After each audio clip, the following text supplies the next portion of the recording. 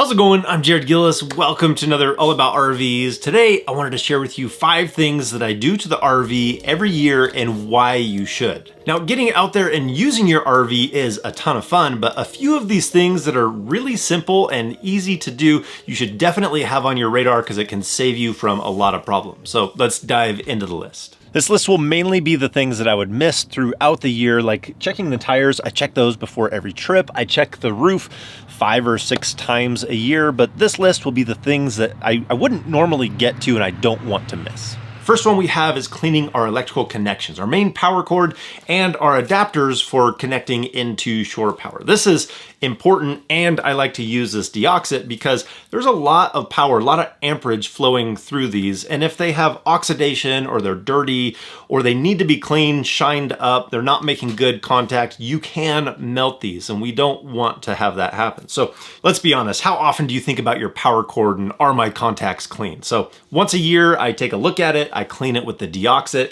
I like it because this removes oxidation and improves connection and helps protect the surface. And you can use it also to kind of flush out the inside of our adapters. When it's out there, I'm using it and it's been raining, those contaminants and moisture might get in there, and this can help flush it out, and this is going to evaporate and help protect it. So you could use vinegar too. It's a good way to clean the contacts on your electrical connections, but this I just spray on there, I rub it around, clean it off, spray it off, and then it'll evaporate. So that way I can use it on these, and like I said, on the inside of these adapters also. Quick reminder, I'll put a link down in the description to everything that we talk about, including that deoxit down in the description below, so that way it's just really easy to find. And I'd love to hear what you guys do once a year to your RV to help you remember not to forget some of these maintenance things or things that you might overlook just because you're using the RV and you don't always think about these little checklist items that are a really good idea to do.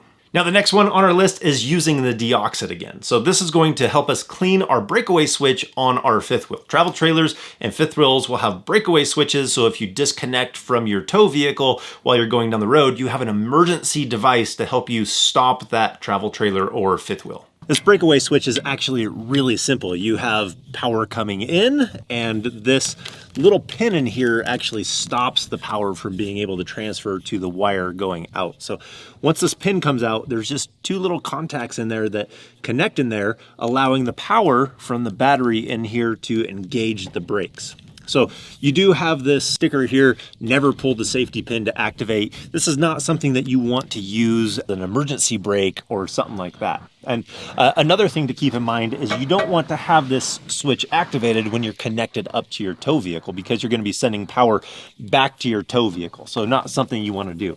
But I prefer to do the maintenance on this because we had on an old RV where the contacts in here were corroded. This accidentally got pulled.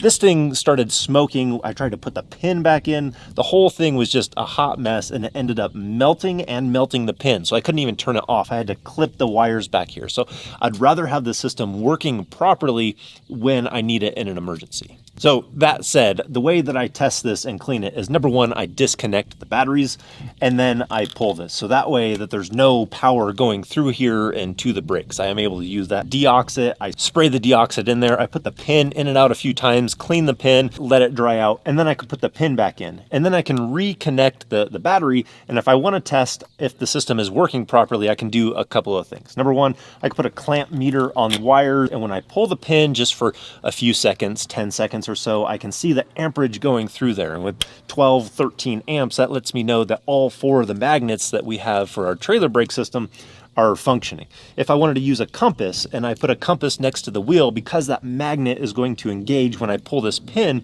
that compass is not going to face north anymore. It's going to turn towards that magnet. So it's a couple different ways you can test it. This is not something that you want to pull for any amount of time. So usually when I'm testing it, I'm doing it for like 10 seconds and then I'm putting the pin back in. So you definitely don't want to engage this, allow those magnets to stay energized the entire time. That is definitely not recommended. But those are the few things that I do to make sure that this is going to work in emergency, that I do once a year, and the breakaway system will work if we ever came to that emergency situation. Now, next on our list is one that might seem a little extreme, but our system works really well for us. And it's we replace our hose every year. So what we do is we buy a new hose every year.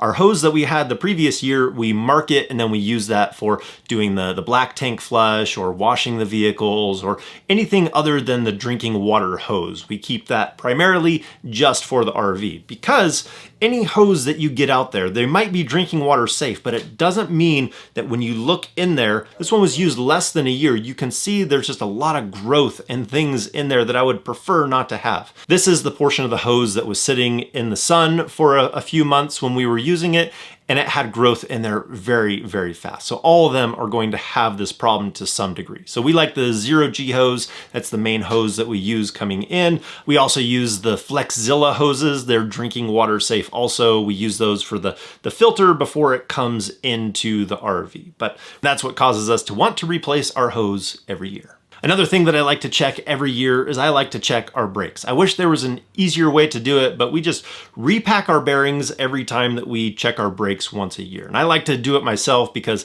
last time I took it somewhere years ago, they ended up getting grease on the magnets on the inside, and the brakes don't work that well when you get grease in the areas where you're supposed to have friction. So I want grease on the bearings and no grease on the rest of the brake system. But I want to check those brake shoes to see how thick that lining is still, to make sure that the brakes are working properly, look at the mechanics inside, make sure there's no springs that are broken. I like to make sure that we have brakes when we need them on the road. This is the one thing that takes much longer because repacking those bearings is going to take a decent amount of time. I like to get new grease all the way through those, but this is definitely something that I want functioning properly on the RV. Now, the last thing on our list are the safety devices on the inside of the RV. And this one actually surprised me because I found something that was wrong in the RV this year. And so I'm testing the smoke alarms, the carbon monoxide alarms, the propane alarm, and the fire extinguishers. So this one actually surprised me because this one, you don't have to replace any batteries. It's good for 60 months, over 5 years.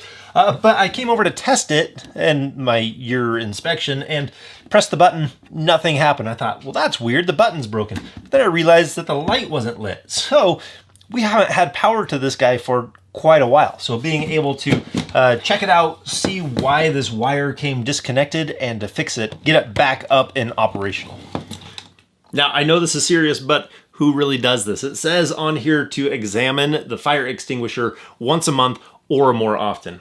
I'm lucky if I get it done once a year, but there is a little bit of misinformation out there about these fire extinguishers, about flipping them upside down to test them.